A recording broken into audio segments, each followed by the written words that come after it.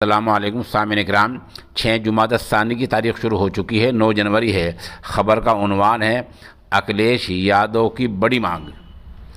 आपको पता ही है कि उत्तर प्रदेश में इंतखाबात का बिगुल बज चुका है। इसी बीच समाजवादी पार्टी के चीफ और साबिक वज़ीर आला अखिलेश यादव ने इलेक्शन कमीशन के अफसरान को मेमोरेंडम देकर बड़ा मुतालबा किया है। उन्होंने उत्तर प्रदेश सरकार के कुछ ओहदेदारों को फ़ौरन हटाने की मांग की है।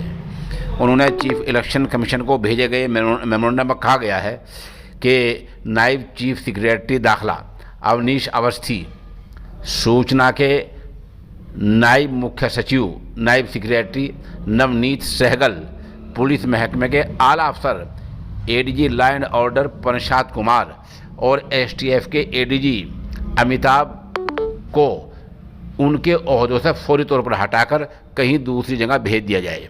अखिलेश यादव ने अपने मेमोरेंडम में कहा है कि ये ओहदेदार बीजेपी के बरसर इख्तिदार तबके के हुक्मरान जमात के वर्करों के रूप में वर्करों की शक्ल में काम करते हैं।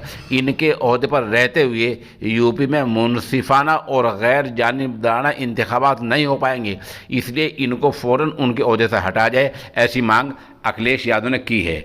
मुल्क का दस्तूर कानून कहता है कि अपोजिशन पार्टियां इंतखाबात के दौरान ऐसी मांग कर सकती हैं और इलेक्शन कमीशन चाहे तो इन सबको हटा सकता है।